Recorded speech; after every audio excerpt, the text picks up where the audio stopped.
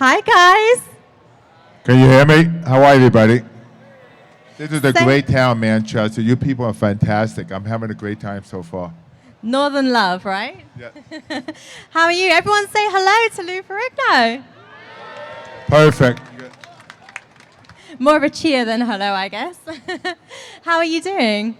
I'm doing pretty good. I mean, you know, even though it's a little warm in California, but I'm not used to the rain here. But other than that, the environment's great. I've been to London. I've been to many places. I just finished making a movie in London at the Leeds Castle about 2 months ago. The comedy of Game of Thrones called Purge of Thrones. I played the role of Ned, so check it out. Fantastic.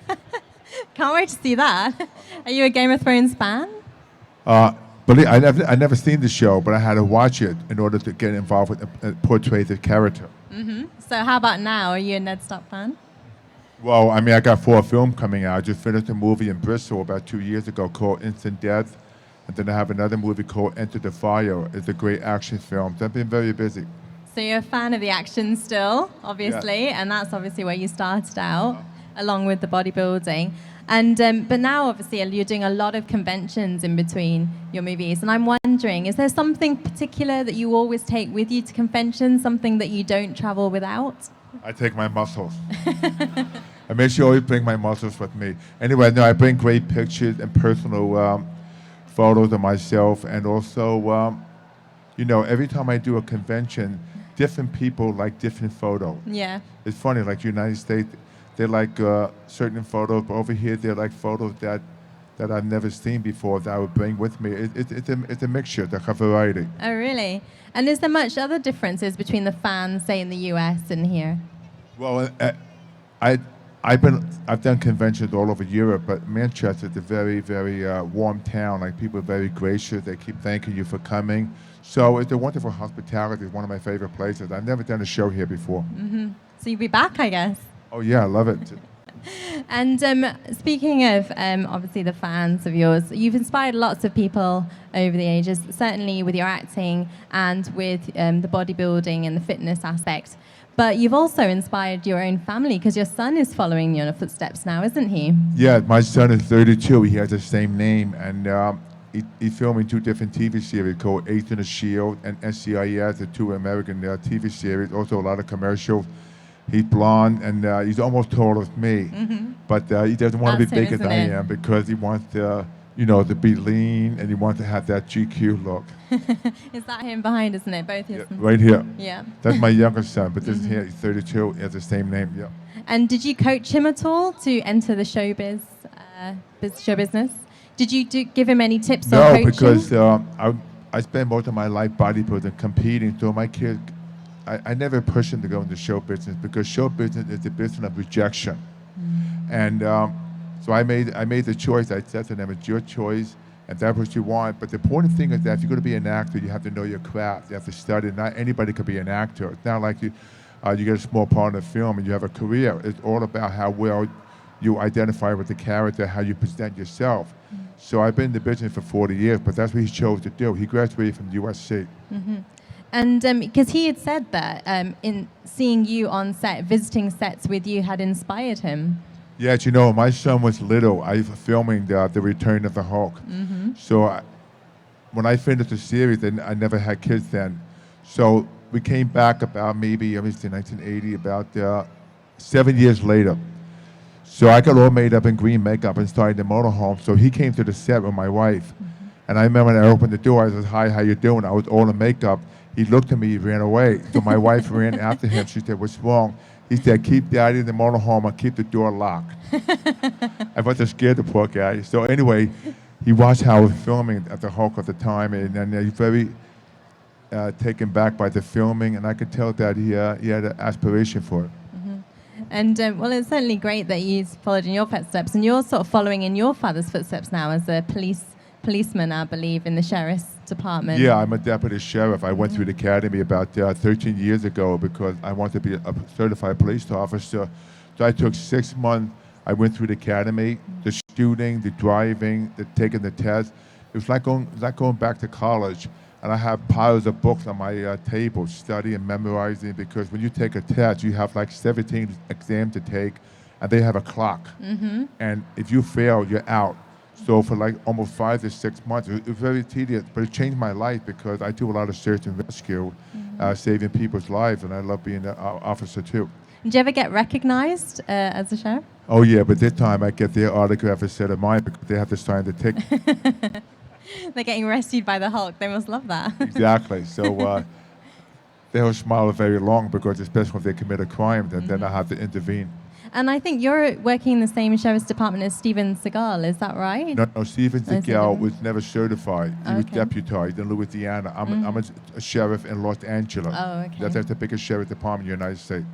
And so apart from still working as in the sheriff's department and the acting side of it, are you still doing much on the fitness side? Yes, I do a lot of work with the fitness. I have a great website. My daughter and I call Ferrignofit.com. It teaches you how to become your own personal trainer because a lot of people can't afford a personal trainer. So it's like for $99, like 3 months, you get customized meal plan, how to train, what to do anywhere in the world. And I have my own bodybuilding competition I promote every year. So this November 18th will be my 4th year. We have the bikini, the fitness, and the classic because it's very popular now. And you have men and women competing. So I'm always involved in the physical fitness too because myself, I train every day, I eat good, and all about keeping a healthy lifestyle. Do you have any food sort of guilty pleasures, something that you like to have Yeah, occasionally? I have the ability now if I want to cheat, I'll take a small amount because years ago, when I was younger, I would maybe have a whole cake or maybe have a whole pizza. But it's just now, maybe once in a while, I go by how I feel. But when I do splurge, I make sure the next day I do twice as much cardio to burn off the fat. Because I do now about 30, 40 minutes of cardio and 20, 30 minutes of weight training. It's all about consistency. You don't have to kill yourself. If you eat right, you sleep right, and you train right. But if you haven't got enough sleep, then sleep faster. And so is cake your vice? Is that what you go for? Or chocolate? Or You mean about training? It's all about consistency. You can't train on weekends to make up for it. You try to train at least 3 or 4 times a week. But the good thing about today, there's so many different machines you can use. Like if you have injuries, if you can't run, you can do cardio machine. If you can't lift barbells and dumbbells, you have machines. There's no excuse for anybody. I know that at one point you were the personal trainer for Michael Jackson. And what were you sort of doing for him and how, obviously at the time, I believe it was on the run-up to when he was supposed to be doing his London shows. So what was your sort of lasting memory of him? Well, Michael, I've trained him on and off for about 20 years. He wanted to keep it a secret. So anyway, I admire his passion for music. He admired my passion for fitness. So he would come to me 10 o'clock at night because the guy didn't sleep much. So I said to him, I have to charge you a lot more money. He goes, that's fine, I'll pay you whatever you want. So I said, it's okay, Michael. So Michael would come to me, I would do like stretching with him, light toning.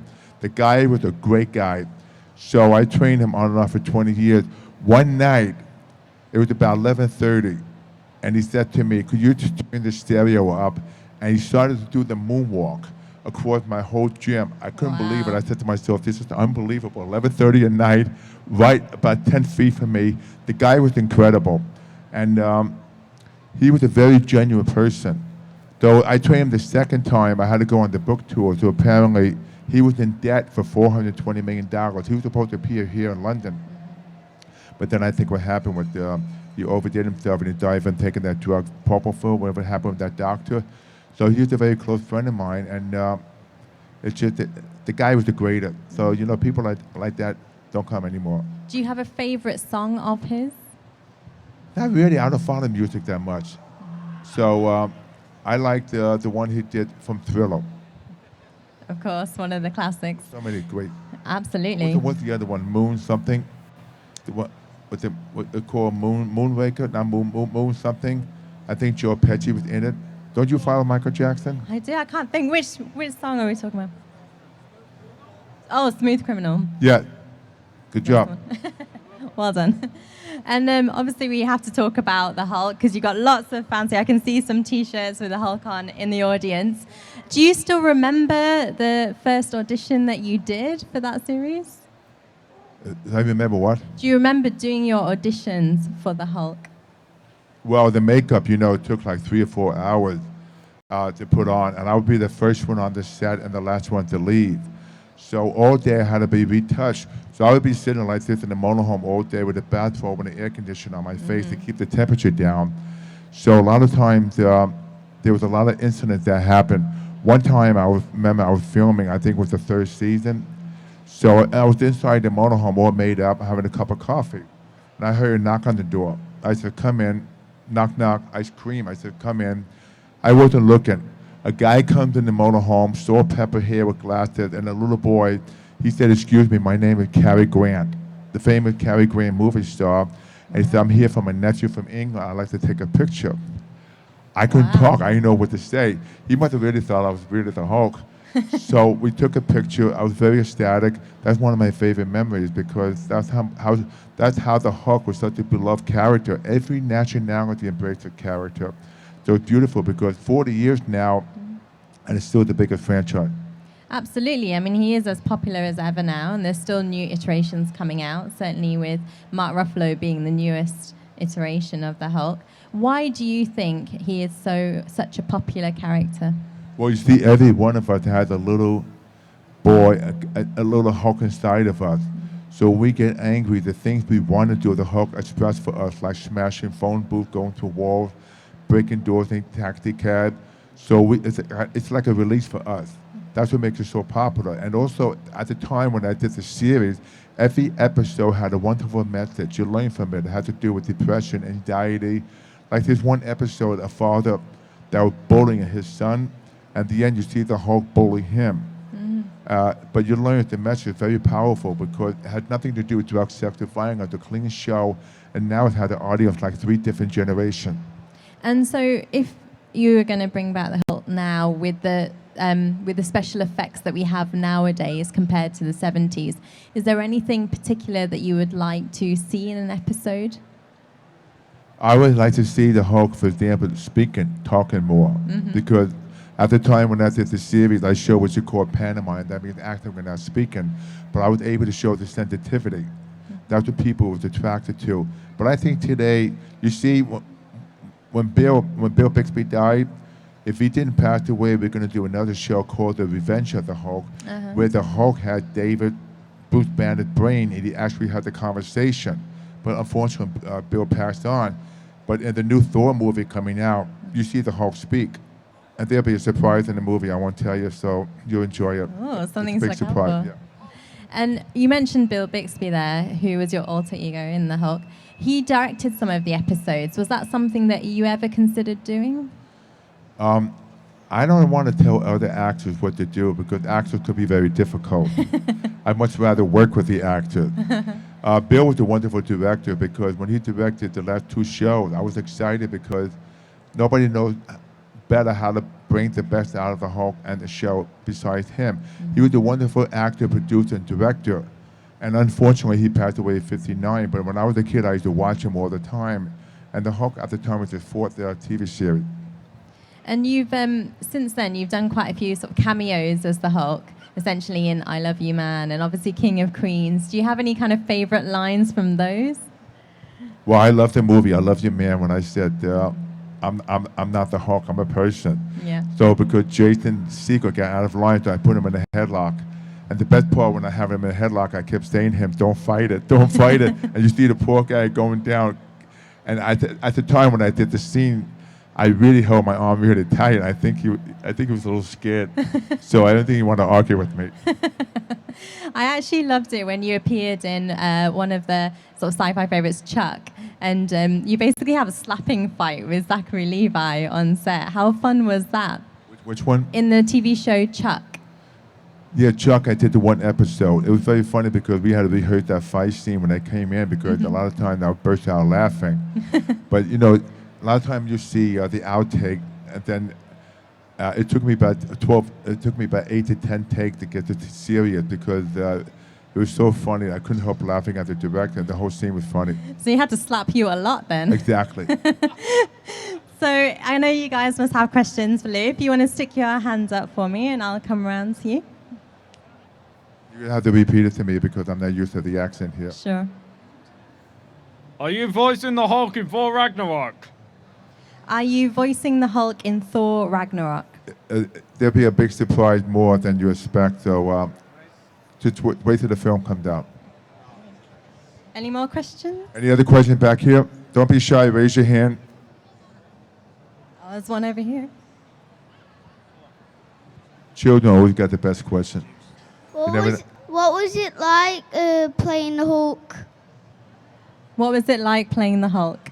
It was a lot of fun. The makeup was hard, but I loved the character because I was the Hulk my whole life. So when it was interesting, when the makeup was completed, when I'm on the set, I never saw myself as the Hulk because when you have the makeup on, you can't see yourself.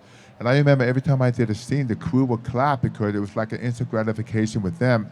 But the character was beautiful because, you know, being the Hulk my whole life, because growing up as a kid, I had to overcome adversity. I had a severe speech impediment, a hearing problem, so I was bullied a lot. So I was being the Hulk my whole life, so that's why I got a chance to play the Hulk. I brought a lot of that to the character, and that's what made the character so beloved. And was it kind of a dream come true for you? Because I know you were a comic book fan as a child. Yes, when I was young, I collected a lot of comic books. Like I had the first issue of the Hulk and Spider-Man. I traded them for Muscle magazine. I should have stayed there because I could have bought this building. The first comic of the Hulk and Superman is worth like a million. Yeah. Like for example, 3 months ago, a friend of mine, a promoter, had the first issue of Superman, and he had it in a case, and he took it out of his briefcase and showed it to me. It was worth $1.7 million, the first issue. Wow. And I'm holding it like I don't want to drop it, but it's amazing the value. Yeah. And have you seen the new Spider-Man movie, Spider-Man Homecoming? Not yet, but I'm dying to see it because I know they keep changing Spider-Man. I love the first one. What's his name? Tobey Maguire? Yeah, great. But apparently this movie's making a lot of money, and I understand this kid is very good. But I like the kind of movies because the fact that you connect, because every one of us is a superhero, and we're connected with power. So when you see this film, it takes you out of your imagination. And in a time like this, we're dealing with so many different problems. It's a great entertainment because we have a chance to escape. Like when I was a kid, when I read the comic books, I was a real-life Walter Mitty. I used to love comics because I used to escape my imagination, and then it was fun for me. It took me out of reality. So if they were going to bring any new sort of comic characters to life, is there any particular that you'd really like to see on the screen? I think most of it, all of it, been done. I would love to do a character that's never seen before. Like I did a movie in Bristol, England 2 years ago called Instant Death. It's a very powerful film. It's a very emotional film. And it's stuff you've never seen do before as an actor. But it's not for kids, for adults too. But it deals with violence and how you see this guy deal with justice. A lot of people really like the film. Absolutely. And did you enjoy living in Bristol and filming it? You know, I was in Bristol for the whole summer. It was a lot of fun. You know, English people are different than American people. They bond with you differently. And at the beginning, I think they were being mean and being rude. But when they bond with you, they kid with you. It's a different connection. I like that. But the interesting thing is that when I was making this film, everybody had a different accent. Like people from Liverpool. Yeah. I can't understand. They mixed the words. And then you got somebody from another part of England. Yeah. So I'm like saying, what to make sure. It's amazing the way they enunciate the words. It's British. But I really love the British people, and especially you have a mixture of different nationalities, and they have that unity, and it's beautiful, the beautiful different culture. Great. Well, we also want to learn a little bit more about your preferences. So we have a TARDIS here full of questions. So if you'd like to pick out a question and read it out and give us your answer. Do you want me to read it for you? Okay. I have no glasses, so you have to read it. Okay. So, do you prefer the sonic screwdriver from Doctor Who or a Harry Potter wand? I think Harry Potter. Uh-huh. Okay, next question. If you want to pull one out.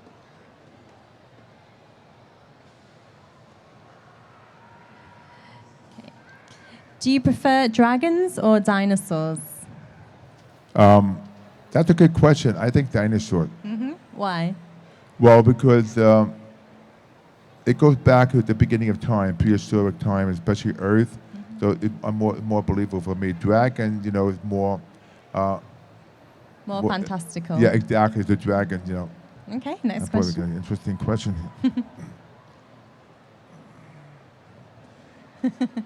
There we go. Okay.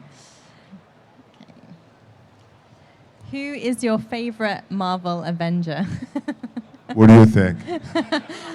No The idea. Incredible Hulk. Hulk smash. Next question. Okay, last one. Okay. Here we go. Okay. Did you make up this question? I did. What is your TV guilty pleasure? My TV guilty pleasure? Guilty pleasure. I think watching movies, not watching the news, not watching what Donald Trump is twittering, not watching. I like to watch good Food Network. The Food Network. Yeah, especially different shows about different chefs, how they cook the food, how they prepare the food, and it's interesting how they grow this food and where does it come from. Especially the different reality shows, a lot about food. I just like it because it gives you creative ideas about food. Are you a good cook?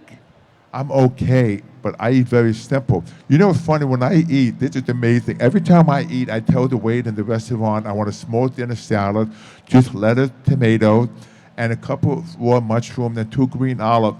They bring me a bowl this big, 20 olives, 30 tomatoes. I said, I'm not the Hulk over here. I don't eat that much, but they just can't get it right. So I eat very simple, like I have egg whites in the morning with an omelet, and they cook it wrong. So my favorite way of cooking is that I like to cook food for myself, a very simple food. Like, for example, I like chicken, steak, good healthy food, but nothing fancy though. I'm not a fancy cook. Are Good you? and simple. Are you a good cook? No. Shame on you. I know, I need to learn. If you want a nice husband and boyfriend, they say the secret of a good marriage is to keep a clean house and being a good cook. Good to know. Now you know. Thank you very much. On that note, we're going to end it. Everyone give it up for the fantastic Thank you for coming. Ferrigno. I'll be at my table there, so it's been great. I plan to come back again. You guys are great. Thank you. Thank you so much. That was great. So if you want to see the interviews later, they'll be up on the... I wanna